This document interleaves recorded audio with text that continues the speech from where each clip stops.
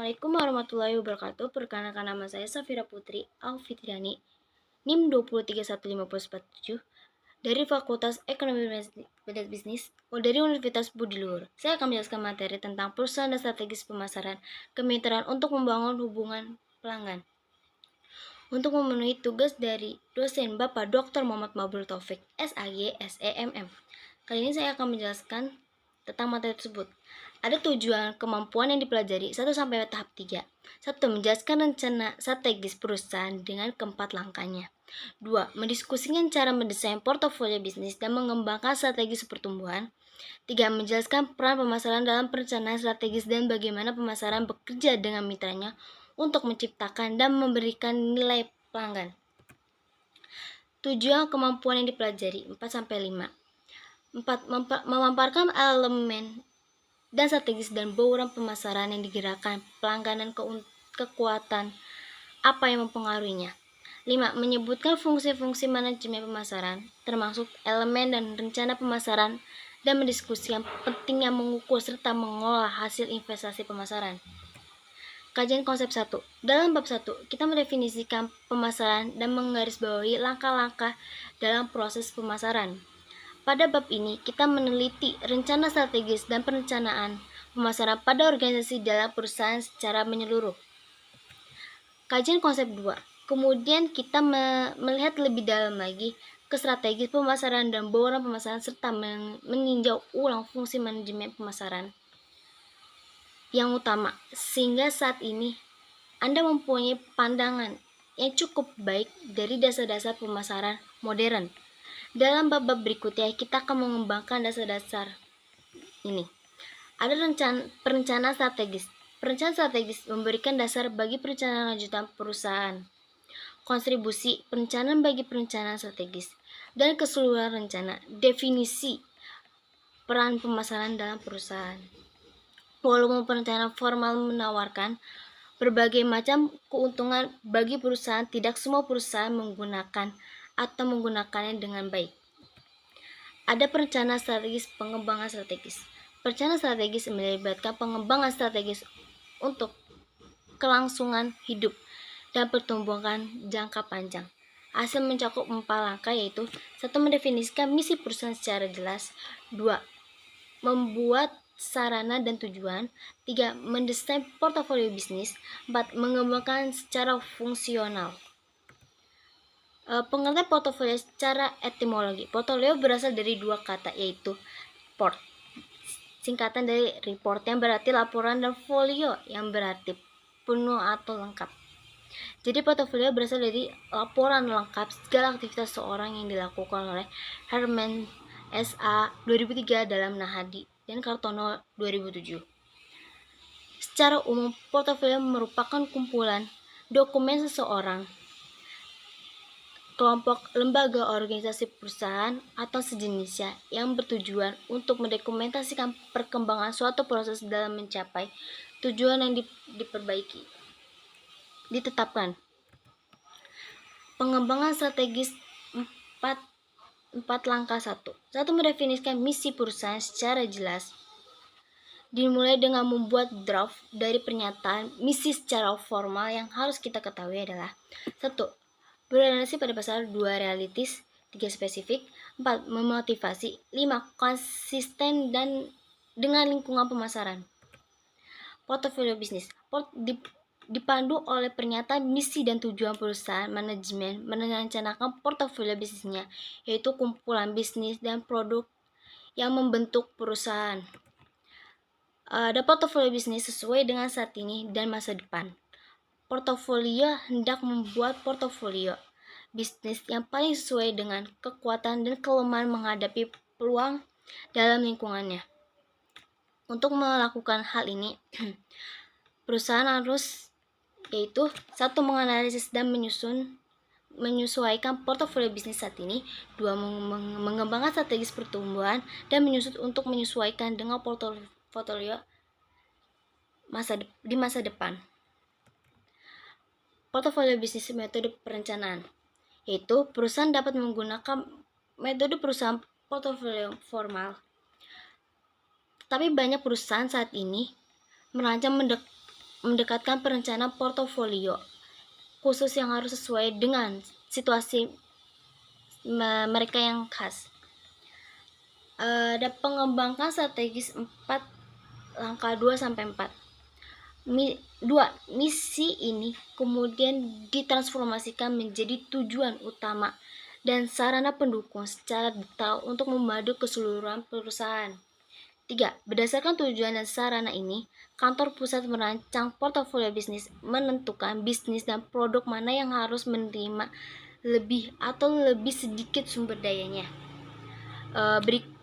Berikut masing-masing unit bisnis dan produk harus mengembangkan rencana pemasaran secara mendetail sejalan dengan rencana keseluruhan perusahaan.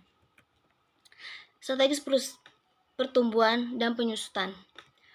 Kisi-kisi ekspansi produk atau pasar menyarankan 4 kemungkinan arah pertumbuhan, yaitu 1. Penetrasi pasar, 2. Pengembangan pasar, 3. Mengembangkan produk, 4. Diverifikasi. Perencanaan strategis peran kunci pemasaran.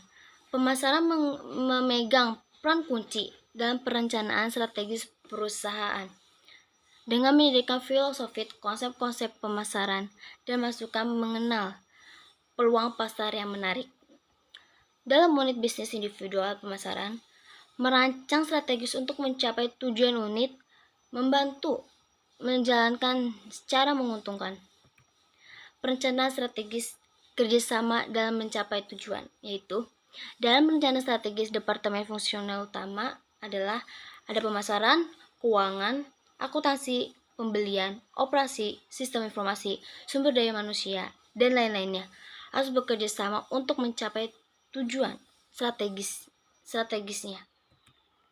Kerjasama dan mencapai tujuan manajemen hubungan kemitraan. Pemasaran tidak dapat menghasilkan nilai yang unggul bagi pelanggan apabila kerja sendirian. Khususnya, perusahaan bergantung pada yaitu 1. Bagaimana masing-masing departemen melakukan aktivitas bernilai tambah bagi pelanggan. 2. Bagaimana departemen bekerja sama dengan baik untuk melayani pelanggannya. Karena itu, pemasaran untuk menjalankan manajemen hubungan kemitraan. Manajemen hubungan kemitraan. Manajemen hubungan kemitraan bekerja secara erat rekan dalam departemen lainnya di perusahaan dan membentuk rantai nilai volume chat untuk melayani pelanggannya. Menjalankan hubungan kemitraan harus bekerja sama efektif dengan perusahaan lainnya dan sistem pemasaran untuk membentuk jaringan pengantar nilai volume delivery network unggul yang berkompetitif. Lalu ada strategis program pemasaran. Inti utamanya yaitu nilai dan hubungan pelanggan merupakan inti utama strategis dan program pemasaran. Strategis program pemasaran yaitu melalui segmen 1 segmen pasar, 2 penetapan strategi pasar, 3 definisi dan posisi pasar. Ada perusahaan. 1. Bagaimana pasar menjadi segmen-segmen yang lebih kecil. 2. Memiliki segmen yang dapat dilayani paling baik. 3. Menentukan bagaimana perusahaan memberikan nilai kepada pelanggan sasarannya. Ada strategis program pemasaran, bauran pemasaran, yaitu perusahaan kemudian merancang bauran pemasaran yang terintegrasi untuk menghasilkan respons yang diinginkan dalam pasaran sasaran. Bauran pemasaran terdiri dari keputusan yaitu 1 produk, 2 harga, 3 tempat, 4 promosi. Ada pengelolaan usaha pemasaran. Untuk menemukan strategis dan bauran terbaik dan menempatkan menjadi tindakan perusahaan perlu terlibat dalam 1. Analisis pemasaran, 2. Perencanaan, 3. Implementasi, 4. Kendali. Lalu ada perencanaan pemasaran. Komponen utama dan dari rencana pemasaran adalah yang harus kita ketahui yaitu 1. Rangkuman eksekutif, 2. Situasi pasar saat ini, 3. Ancaman dan peluang, 4. Tujuan dan permasalahan, 5. Strategis pemasaran, 6. Program tindakan, 7. Anggaran, 8. Pengendalian. organisasi pemasaran di Departemen Pemasaran, yaitu sebagai besar tanggung jawab implementasi dipikul oleh Departemen Pemasaran Perusahaan. Departemen Pemasaran dapat diatur dalam bentuk tunggal atau gabungan. 1. Organisasi pemasaran fungsional. 2. Organisasi geografi. 3. Organisasi manajemen produk. 4. Organisasi manajemen pasar. Organisasi pemasaran Departemen Pemasaran sebagai besar tanggung jawab implementasi dipikul oleh Departemen Pemasaran Perusahaan. Departemen Pemasaran dapat diatur dalam bentuk tunggal atau gabungan. 1. Organisasi pasar fungsional, organisasi geografis. 3. Organisasi manajemen produk. 4. Organisasi manajemen pasar.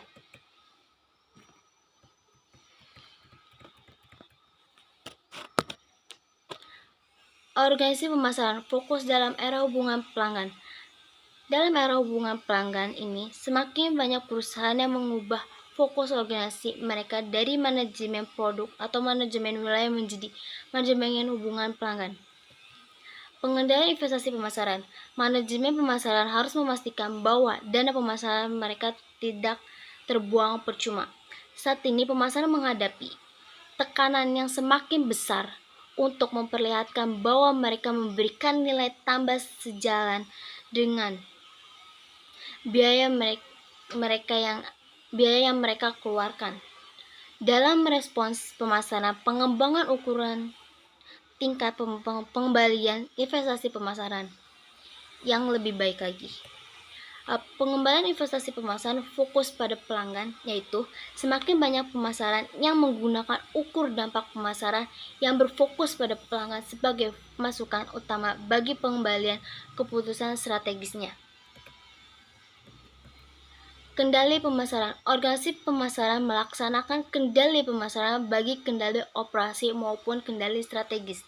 Mereka menggunakan audit pemasaran untuk menentukan peluang dan masalah pemasaran serta berrekomendasikan tindakan jangka pendek dan jangka panjang untuk memperbaiki keseluruhan kinerja pemasaran. Lalu, strategis pertumbuhan dan penyusunan di samping penganisan portofolio bisnis terbaru. Desain portofolio bisnis memerlukan pencairan bisnis dan produk yang harus dipertimbangkan perusahaan di masa depan. Perusahaan membutuhkan pertumbuhan jika ingin bersaing secara lebih efektif, memuaskan para pemegang saham, dan menarik orang-orang terhebat. Pemasaran mempunyai tanggung jawab utama untuk mencapai pertumbuhan yang menggunakan bagi perusahaan pemasaran yang harus mengenali strategis pertumbuhan dan penyusunan. Salah satunya alat yang berguna untuk mengenali peluang pertumbuhan adalah kisi-kisi ekspansi produk atau pasar, produk market expansion. Kisi-kisi ekspansi produk atau pasar menyarankan 4 kemungkinan arah pertumbuhan: penetrasi pasar, pengembangan pasar, pengembangan produk, diversifikasi dan perusahaan dan strategis pemasaran. Lalu ada model proses pemasaran yang diperluas, memahami pasar serta kebutuhan yang digerakkan oleh pelanggan, membangun program pemasaran terintegrasi yang menghantarkan nilai unggul, melakukan riset pelanggan dan pasar, menata informasi pemasaran dan data pelanggan, memilih pelanggan untuk dilayani, segmentasi dan penetapan target pasar, memutuskan proposisi nilai, diferensiasi dan positioning, desain produk dan jasa, membangun market yang kuat, menetap harga, menciptakan nilai nyata distribusi,